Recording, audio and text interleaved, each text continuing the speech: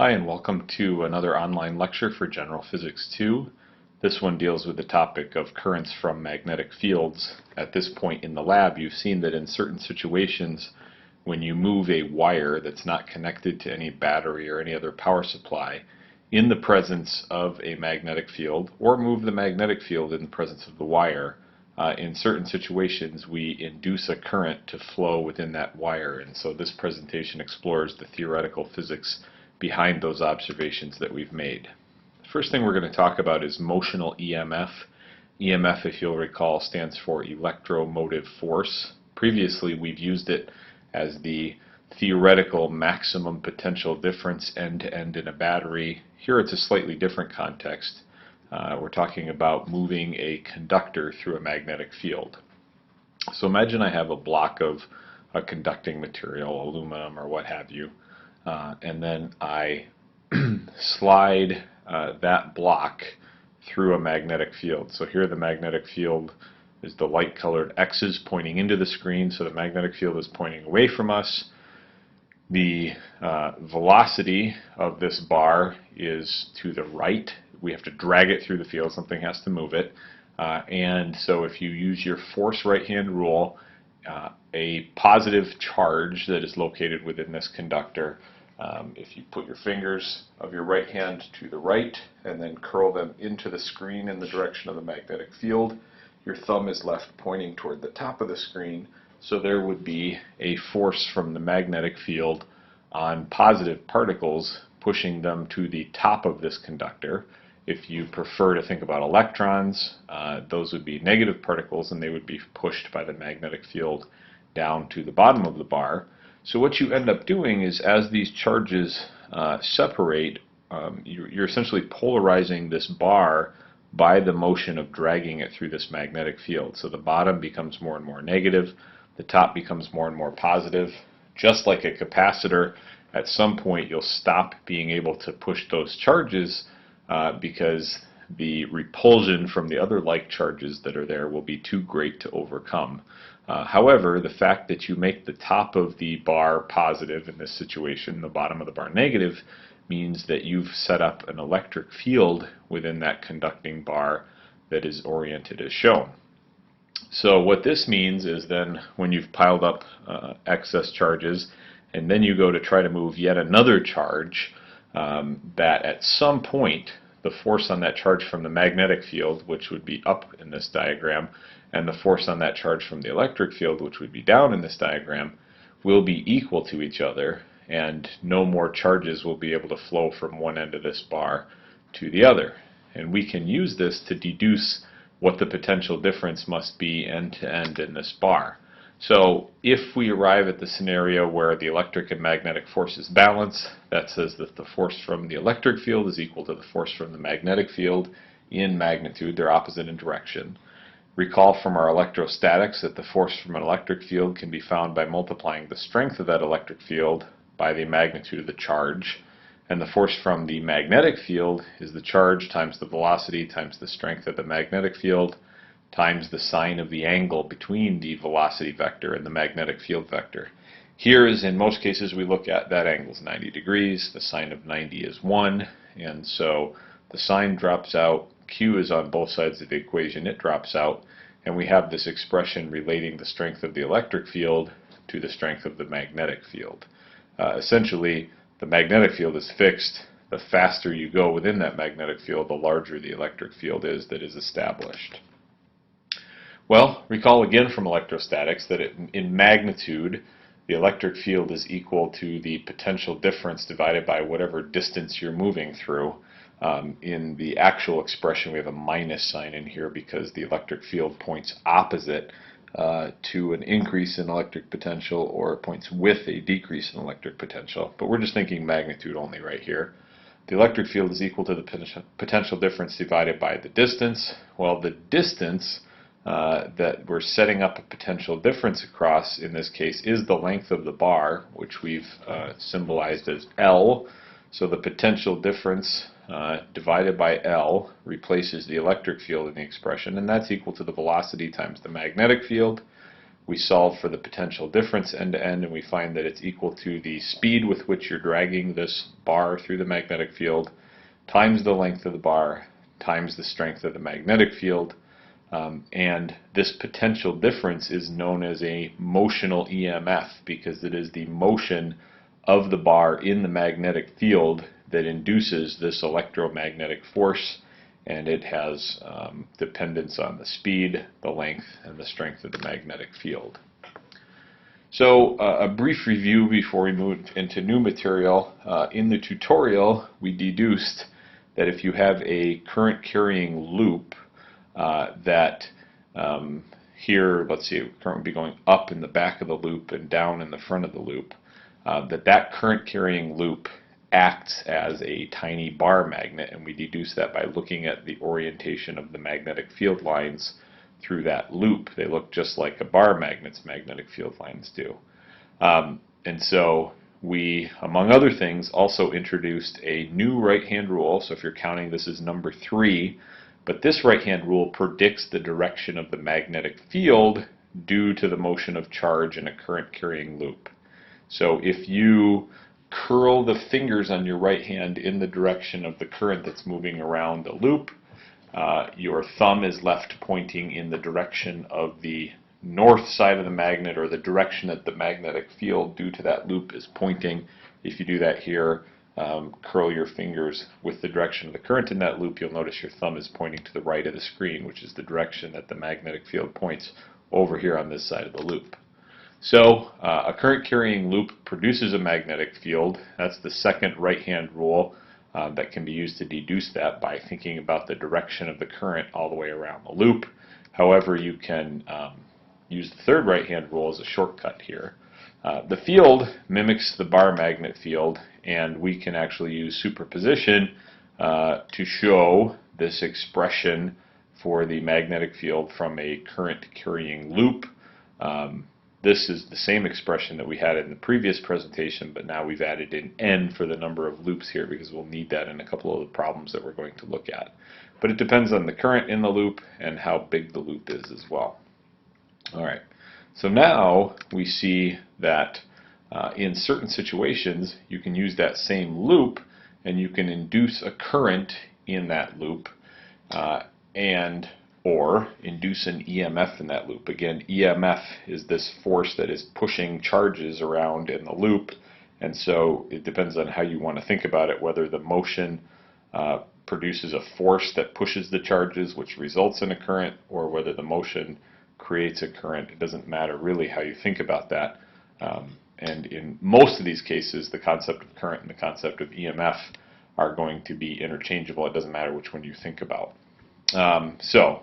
What we deduced in messing around in the lab with magnets and coils is that when you have a stationary bar magnet and a stationary coil, that there's no current that's induced within the wires of that coil. However, if we change the magnetic field in some way, say for example we take this bar magnet and we push it toward the coil, that does indeed induce a current throughout this coil, and this coil is connected to an ammeter, so in this particular orientation it produces a positive current read by the ammeter. If you pull the bar magnet away, the current reverses direction, and we're going to be working on formalizing this concept in a few slides. But the argument goes that you induce an EMF, that induced EMF produces current, and so the coil in essence behaves as if it were a source of the electromotive force, or of the EMF, and this concept is known as electromagnetic induction. Here's where, at least in my head, it makes more sense to talk about EMF than voltage or potential difference. Again, I can imagine that electromotive force is talking about all the forces together that are acting to push the charges in the current carrying wire in the same direction.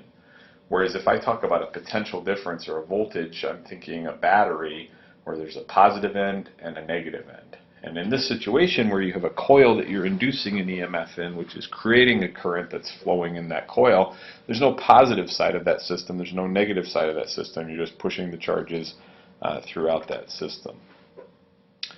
Well, an EMF can actually also be induced by changing the area of the coil within a constant magnetic field. So, for example, if you took one of those flexible coils in the lab, held the magnet stationary and held the coil stationary but squeezed the coil to change its cross-sectional area, you might, in certain situations, if you had a strong enough magnet, observe a small amount of EMF that's induced in that system. So again, here's a picture from an old textbook of mine. If you hook an ammeter up to a coil, but then you pulled on these two sides to change the area of the coil, you would notice that there would be an induced current within that system. So in order to move us forward and formalize this concept of inducing an EMF or inducing a current, we need to define something we're going to call magnetic flux. In some way, you can think of magnetic flux in that whole category of things that physicists have made up either to complicate your life or to, what we would argue, help us think about certain situations and the way that nature behaves. Magnetic flux is going to encapsulate all of the factors that feed into what we're seeing in terms of an induced EMF, with one exception. It won't get the number of turns in there. So magnetic flux is a concept that is essentially counting the number of field lines that pass through a given area. So when we work in the lab and we have a coil, so this would be looking sort of top down on a coil, and there would be a magnetic field pointing toward the bottom of the screen, you can in fact change the magnetic flux that passes through this coil. So again, the amount of magnetic field that passes through this coil is our working definition of magnetic flux. You can do this a couple of ways. You can change the magnetic field itself, or you can change the cross-sectional area that is exposed to the magnetic field. So in this orientation, all of the magnetic field lines pass perpendicularly through the plane of my coil. But if I rotate that coil, then a smaller fraction of those magnetic field lines pass through the area of the loop. And so the artist here has shaded in the amount of magnetic field that's making it through the loop. And so you'll notice that shading has shrunk by the time you rotate the coil so that the plane of the coil is parallel to the magnetic field. There is no magnetic field that's passing through the coil. Of course, you can do it the other way as well, and we'll get to there in just a second. So here's a more formal definition of magnetic flux. Magnetic flux, which we use the capital Phi symbol from the Greek alphabet, is equal to the component of the magnetic field that points through the cross-sectional area of the loop times the area of the loop itself. So B cosine theta would give you the component of the magnetic field that points in the direction of a line that is perpendicular to the area of the loop times the area, but you can move the cosine around if you would like to and rewrite it as B, the strength of the magnetic field times the strength of the area times the cosine of the angle between a line that you draw perpendicular to the cross-sectional area of this thing, this coil, and the direction of the magnetic field. And in this picture, that's 60 degrees. The unit of magnetic flux is the Weber, but a Weber is a Tesla, which is the unit of magnetic field, times a meter squared, which is the unit of area. Now what I started to say before is these series of diagrams shows how the flux, again the amount of field passing through the coil, changes as you rotate the coil. You could leave the coil stationary and rotate the magnetic field. So this is my cheap version of doing that. If I keep the coil in the same orientation but I turn the magnetic field, it has the same overall effect. And again, what matters is not the actual angle of the magnetic field or the coil relative to the lab frame. It's the relative orientation between the area of the coil and the magnetic field. So, a concept question before we move on. A loop of wire in Earth's magnetic field has its normal vector pointing north. And I suppose a word about what we mean by a normal vector. It turns out that in many of the situations we're going to look at here, it's convenient to think of area as a vector. And that will seem rather odd to you if you think about what that means. After all, how do you get an area? You multiply, if you have a square, you multiply a length times a width. How in the world can that be a vector? Well, it can if we just arbitrarily say, let's assign a direction to it. And it turns out that doing this actually helps us solve some of the problems and think about some of the scenarios in this particular section. So here's the way you do it. You say, well, I have a loop, and it has an area. Let me give it a direction, and so the direction that we assign to that area to turn it into a vector is perpendicular to the plane of the loop. So it can be one of two ways. If you look at a loop and that loop has a plane, there's only one line that is perpendicular to that plane, and so the area vector points in one of two directions. Turns out to not matter what direction you choose as long as you choose one of those two directions, as long as you keep the area vector of the loop oriented in the same direction in your subsequent analysis. When we do the Lenz's law tutorial, we're going to use this concept of which way the area vector points to help us deduce when there should or should not be a current flowing through a conducting loop in a magnetic field. Okay, so back to this question. Loop of wire in Earth's magnetic field has its normal vector pointing north. That simply means is I could look through the loop, the cross-sectional area of the loop, and I would be staring to the north. So I have to orient the loop so that if I look through the actual center of the loop, I'm looking to the north. So I can imagine a vector pointing away from me, and I would call this the vector, the normal vector for the area of the loop. Normal is an old math term for perpendicular in this situation. So then if I take this loop and I turn it around so that it's pointing in the opposite direction, its normal vector is now pointing south. So how did the magnetic flux through the loop change? Was the final magnetic flux greater than, less than, or equal to the initial magnetic flux? Well, it turns out in this situation the magnitudes would be equal, but when we started out, our area vector would be pointing to the north. Our magnetic field from the Earth is pointing to the north. The angle between the magnetic field and that area vector would be 0 degrees, and the cosine of 0 degrees is 1. So we would say the magnetic flux in this orientation is positive. If we flip the loop around, our area vector now points to the south pole of the Earth. The magnetic field of the Earth still points to the north of the Earth. Now the angle between those two vectors is 180 degrees. The cosine of 180 degrees is -1, and so now we say the magnetic flux is negative.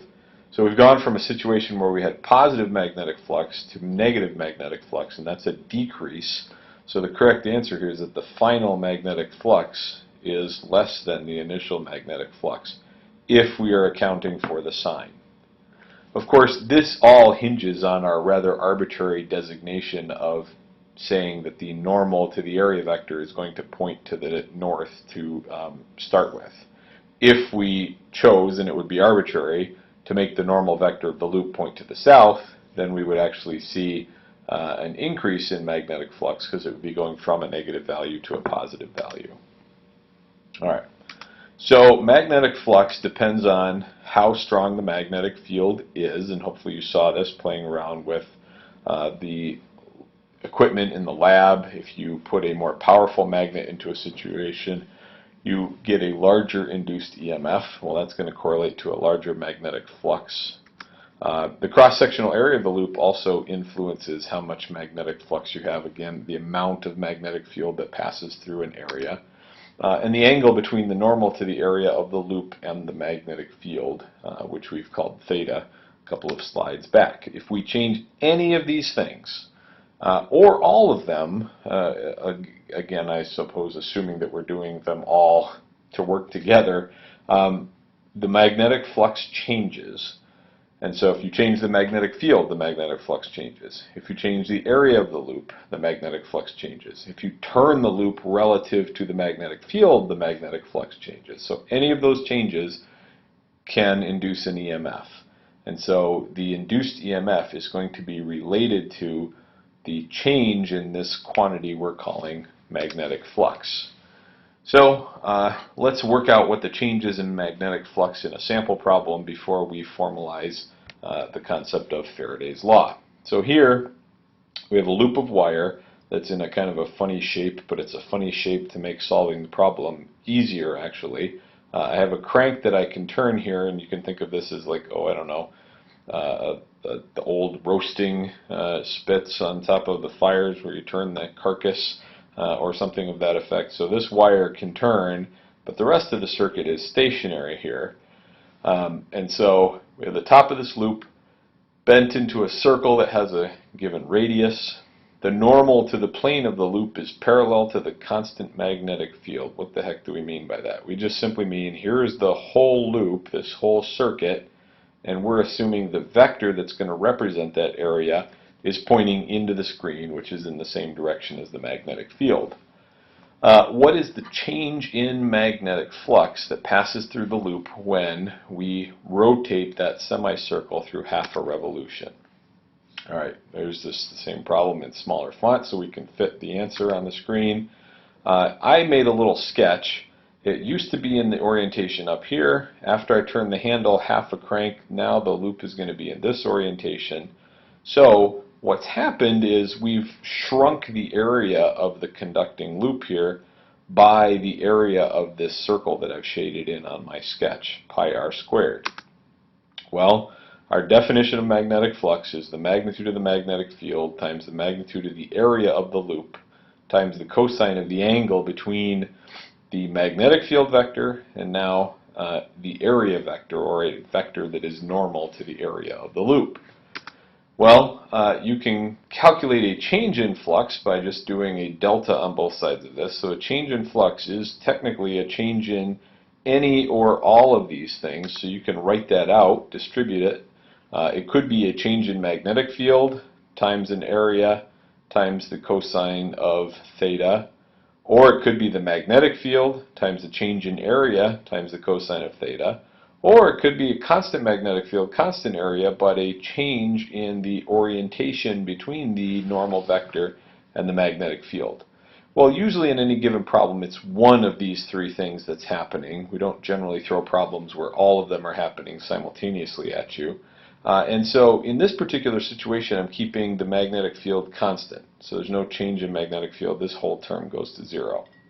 I am changing the area of the loop by turning this wire. And so this one's going to stay. But I'm not changing the relative orientation of the area vector to the magnetic field. I'm going to start out with an area vector that's pointing into the screen. And I'm going to end up with an area vector in that direction as well. I've just changed the size of the area encapsulated by that conducting wire. So the magnetic field times the change in area times the cosine of theta. Well, I can rearrange this if I want and think about just the magnitude of the magnetic field, however you want to approach this. In this particular case, the angle theta is 0 because the problem told us to think of the area vector as pointing in the same direction as the magnetic field, and so the angle between those two vectors would be 0. The magnetic field is 3/4 of a Tesla. The area of the loop is pi times 0.2 meters squared, and if you work all of that out, it works out to be 0.094. The units would be Tesla meters squared if you want to keep the units that you had in the calculation, but a Tesla meter squared is redefined as a Weber. I'm assuming Weber, the name of some scientist who did research related to this, though off the top of my head I can't think who that is.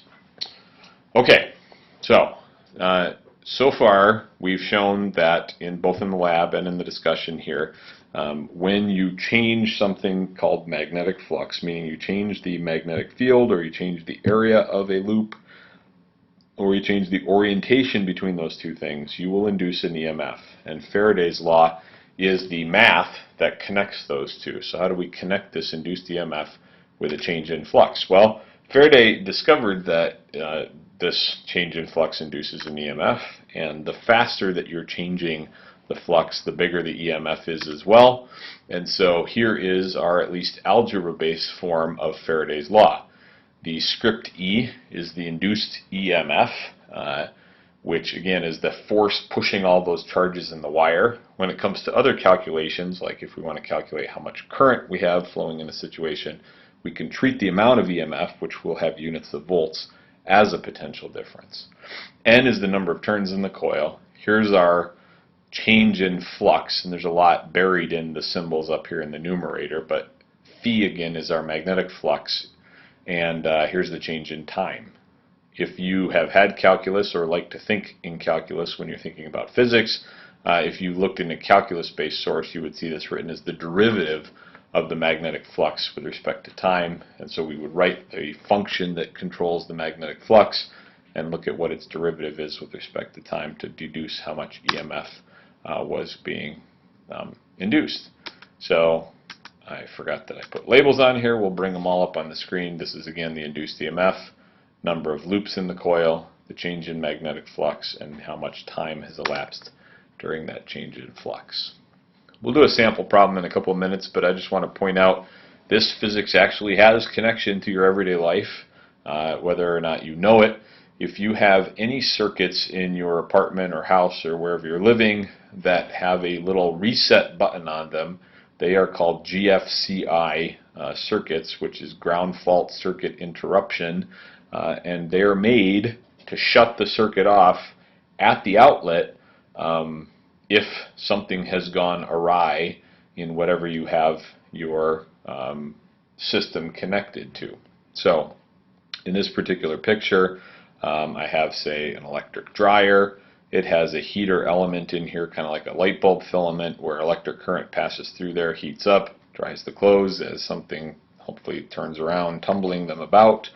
Well, in that particular circuit, the current is alternating current, meaning at one instant it's going in the direction that's shown. So I've got current going out of one side of that plug through the circuit of the dryer back into the other side of the plug. A little while later, those currents will reverse direction. That's what we mean by alternating current, but that's not really important to the discussion here. What is important is that if you pass those currents through an iron ring, then the one current going one way will induce a magnetic field in this iron ring in one direction, and the current going back the other direction will induce a magnetic field in the other direction. And so if those two currents are the same amount, those two induced magnetic fields will be equal to each other, and so that will cancel each other out. Well, so you're passing that magnetic field through this sensing coil. There's essentially no magnetic field in the middle of the sensing coil, and so the circuit breaker stays on. Then, when I thought I had the build on here where something goes awry. Apparently I don't, but I can just talk about what would happen.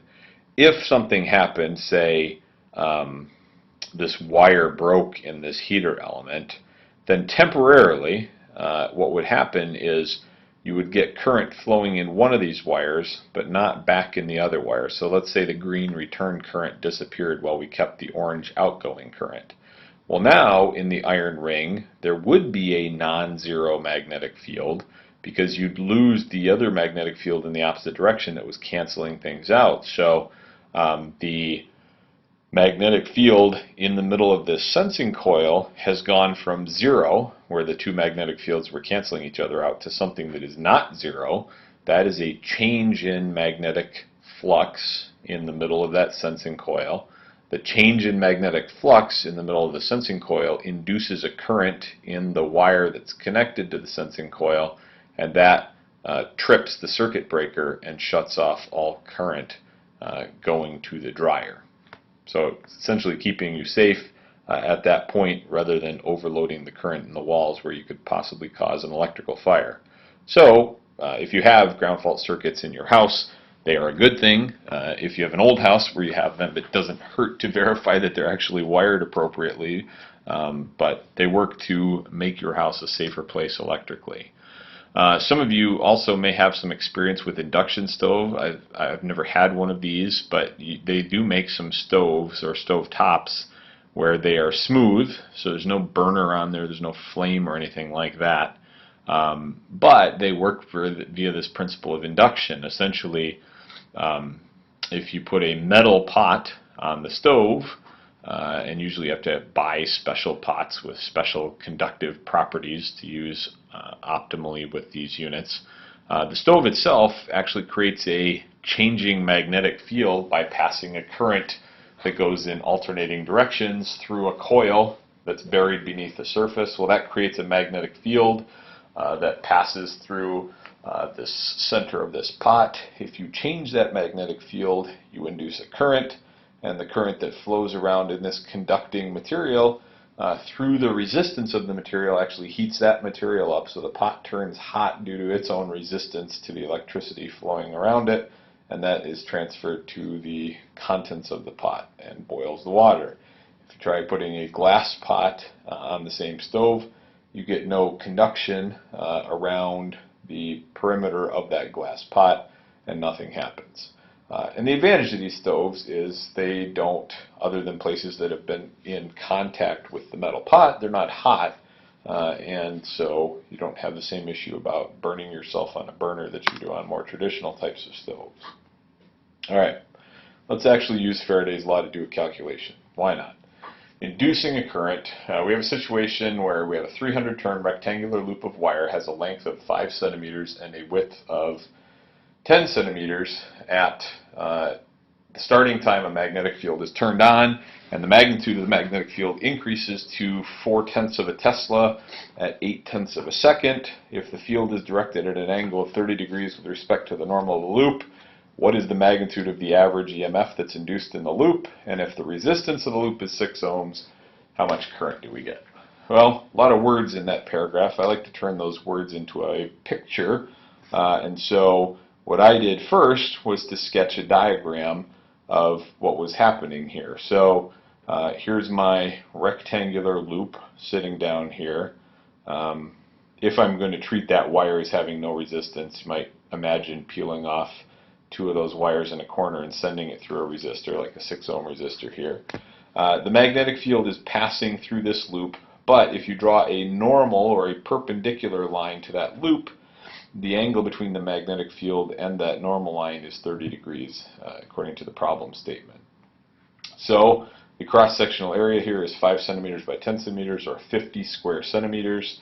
That's actually 0.005 square meters if you convert, and we will need that in a minute. So what's the average EMF induced in the loop? Well, we're going to use Faraday's law. And Faraday's law says the average induced EMF is equal to minus the number of turns in the loop times the change in flux over the change in time. More about the minus in a few minutes.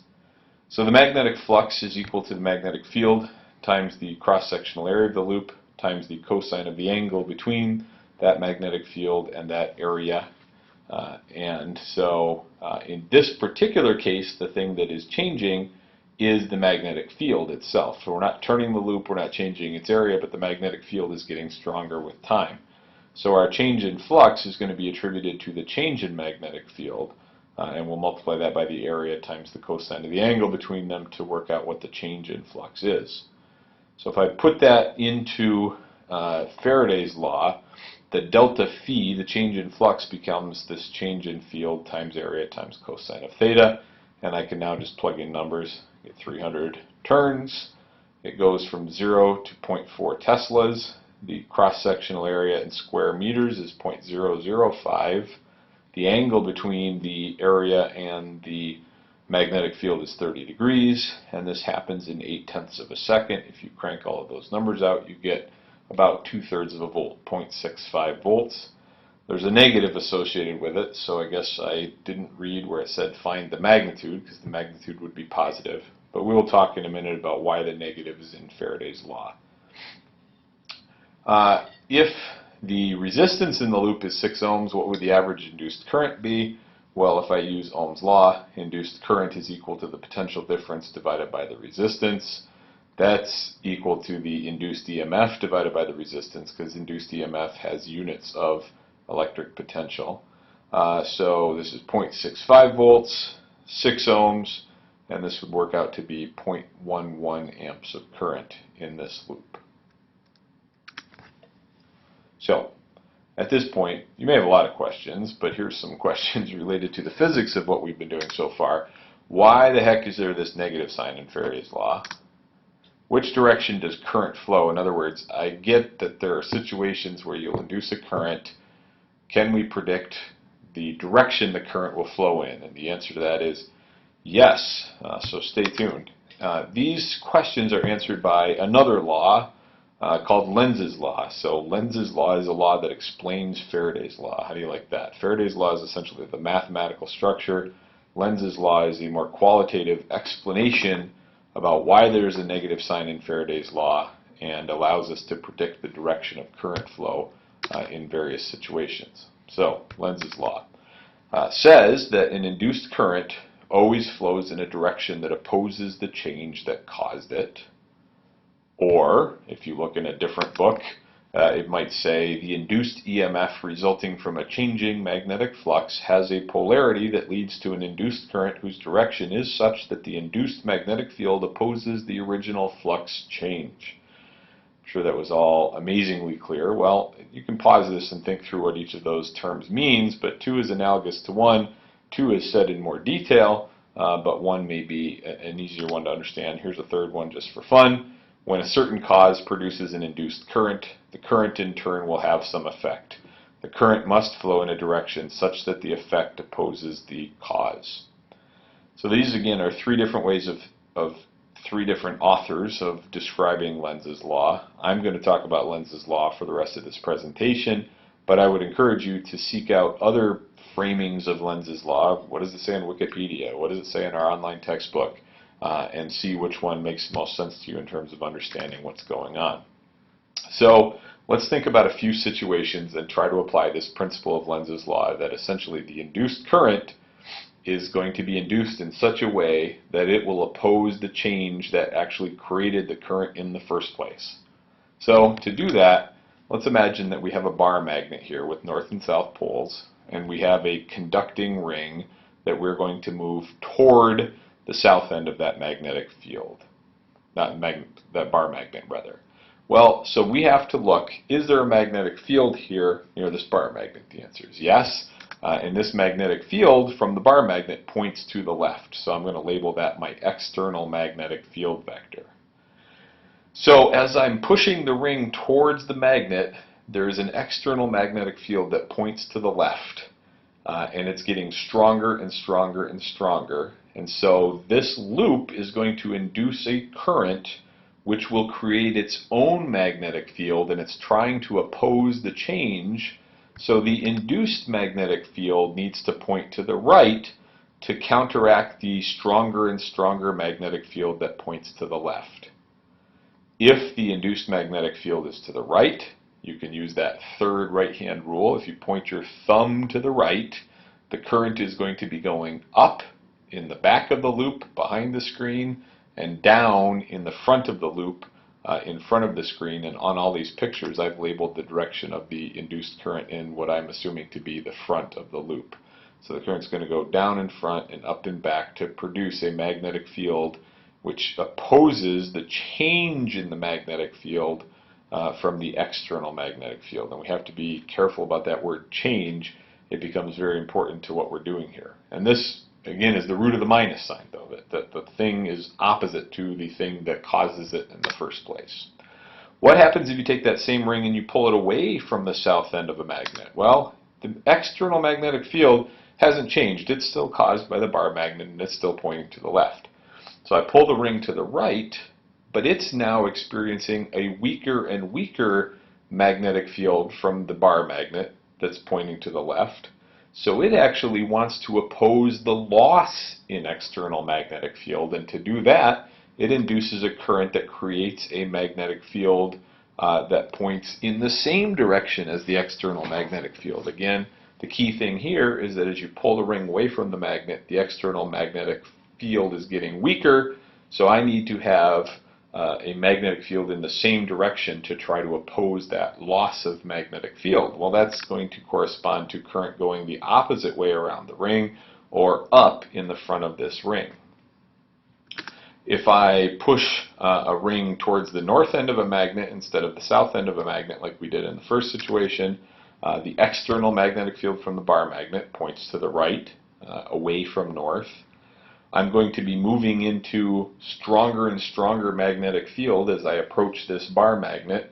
So the ring is going to induce a current which produces a magnetic field to the right in order to try to, again, counteract this change. So the induced magnetic field is to the right, and that is consistent with an induced current going down in the front of the ring and up in the back of the ring, flowing like this. Well, here's another practice one from a different perspective. Assume we have a ring, it's a conducting ring, and it falls with constant velocity. So here's a region of uniform magnetic field, and there's not very much to any magnetic field outside of the box. So just imagine that, even though it's hard to imagine a magnetic field dropping off to zero instantaneously. So I'm going to have a ring that's going to fall, and I'm going to think about that ring at 5 different positions as it falls. So here when it's above the magnetic field, here as the area of the loop is entering the magnetic field, here as it's falling completely within the magnetic field, here where it's falling now out of the magnetic field, and finally at the bottom where it's fallen completely out of that magnetic field. Let's use Lenz's law to figure out what the direction of the induced current is at each of those positions. Well, let me back up, whoops, one build. At the top here, I don't have any external magnetic field passing through the loop.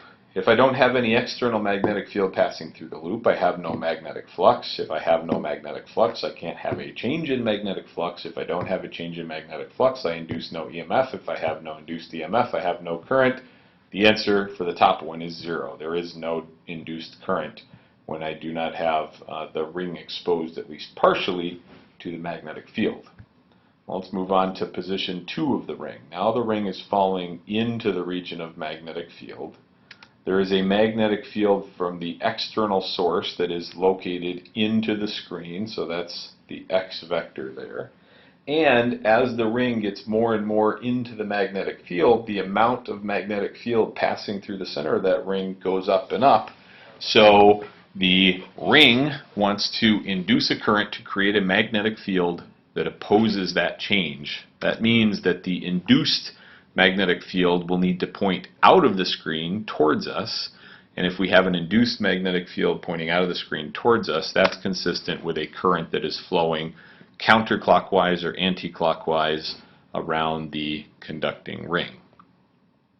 What about when we get into position 3 here in the center of this system? Well, key here is that there is a magnetic field passing through the center of the loop.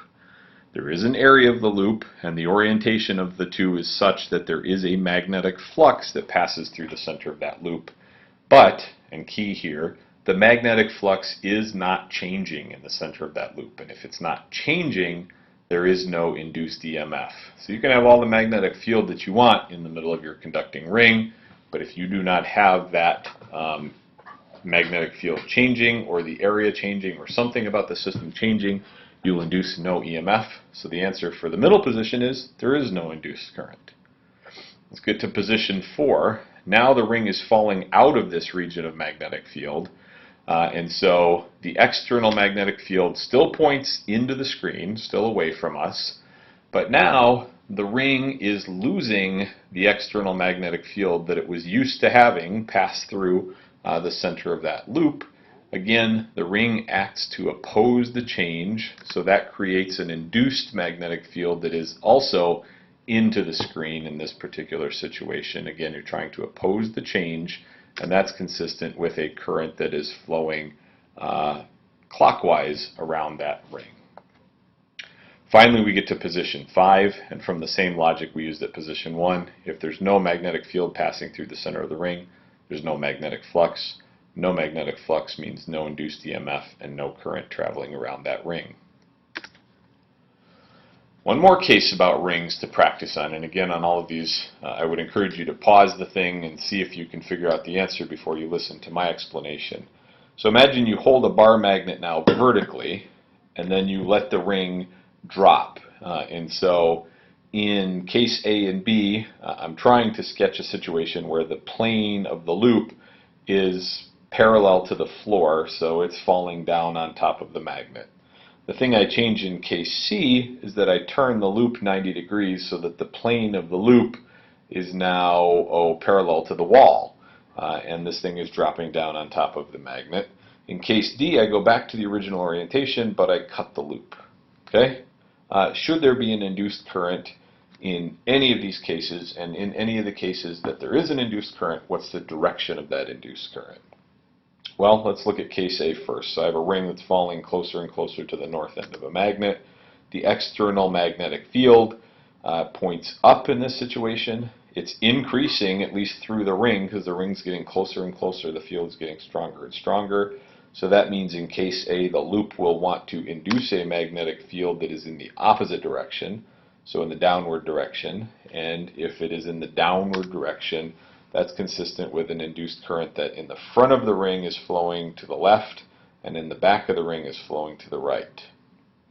By the way, that should match the logic that we used a couple of slides back when we had the whole system turned to its left. If the ring down here is falling away from the south end of a magnet, the external magnetic field is still in the upward direction because magnetic field points toward the south end of a magnet. But now as it's falling away, the external magnetic field is getting weaker and weaker. The ring induces a current which creates a magnetic field which opposes that loss. It's trying to fight against the loss of magnetic field rather. So the induced magnetic field is in the same direction as the external magnetic field, again as the ring is falling away from this magnet. And that means the current is going to the right in the front of the ring and to the left in the back of the ring. In case C, if you turn it, there are actually no magnetic field lines that will pass through the area of the loop. Alternately, you'll have a magnetic field which points up. You'll have an area vector for the loop which either points out of the screen or towards back into the screen.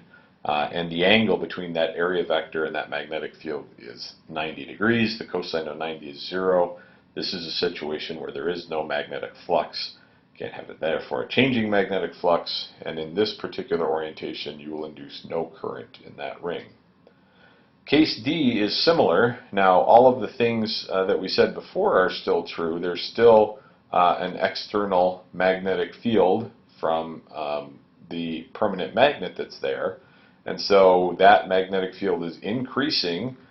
There's a flux through the middle of this loop, and that's changing, so the ring would like to induce an EMF to oppose the change, but an induced EMF would push charges everywhere around this ring in such a fashion to oppose the change, like we did over here in case A. Problem is, we have a gap, and from our circuits we know that you cannot push a current forever through a gap. So very quickly, no current would flow in this particular situation. It might flow briefly, it might set up a potential difference from one end to the other, like the sliding bar that we started this lecture with, but you'd get no extended current flow through this ring, and therefore no induced magnetic field. Finishing up here, let's try to use Faraday's law and work out a rather complicated problem. This is something called a railgun. I don't know if anybody's ever heard about such a device before, but essentially it's a device that uses an electric current and can use that to shoot a rail to the right. So if I pass an electric current through this system, it will make that rail that's sliding right here rocket off to the right. We're actually using it differently in this particular situation. We've taken away a power supply, we put a resistor in there, and we're going to manually move the rail and think about how much current that produces through the resistor. So it's the same setup as a railgun, but this would not be a gun. This would be a system that would be used to create a current through that resistor. Replace that resistor with a light bulb. You can imagine lighting the light bulb in certain situations. So this rod is going to slide to the right on two zero resistance rails. So we're trying to cue in that we don't have to worry about the resistance here, here, or here. We're only going to worry about the resistance within the resistor. The rails are connected by this resistor. The entire system is in a uniform magnetic field. It has a magnitude of 0.75 Teslas. The vectors on the screen tell us that the magnetic field points towards us. So how much force do we have to exert on the rod to maintain a constant current within the resistor? At what rate of energy dissipation is going on in the resistor? And what's the mechanical energy that we're delivering to the rod to make this happen? Well, let's take those one at a time. I drew a free body diagram of the rod. If we want to maintain a constant current in this system, we need to maintain a constant velocity in this rod, because that will push charges at a constant rate through this conducting loop. I will be pulling on this rod to the right, and that will cause the magnetic field to exert a force on charges back to the left. Again, imagine a positive charge in this rod.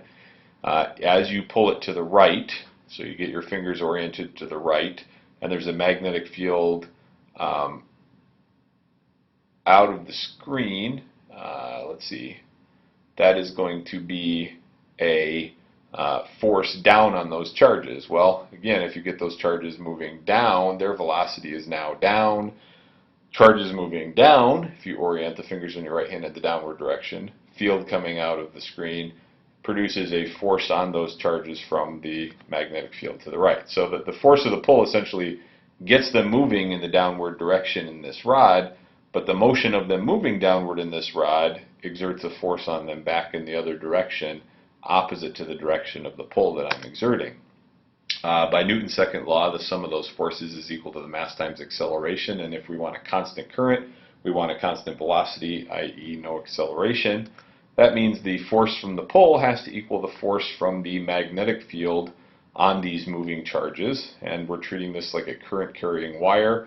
The magnetic force is equal to the magnitude of the current times the length of the rod times the strength of the magnetic field times the sine of the angle between the direction of current flow and the direction of the magnetic field. Well, that, as always, or as almost always, is 90 degrees. We know how much current's going through the system, 0.125 amps. The rod itself is 0.45 meters long. The magnetic field is 3/4 of a Tesla. And if you crank all of those numbers out, it works out to be about 0.042 newtons of force you would have to exert in order to maintain a constant current within the resistor. What is the rate of energy dissipation in the resistor? Well, anytime we're talking about rate of energy dissipation, we're thinking about power. Power is energy per time, or a rate of energy use. And electric power, as we've seen previously, is found by multiplying the potential difference across something times the current through that something. Well, you can turn this into something where you only need to know the current and the resistance via Ohm's law.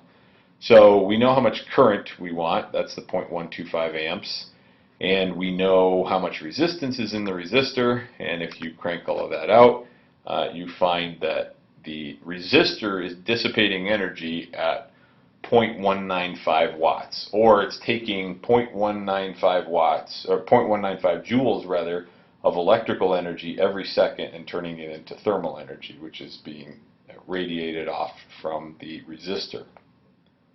So 3, what's the mechanical energy delivered to the rod? Well, let's go for it. This is the part where it gets complicated. Power is the rate of energy used per time, or work per time.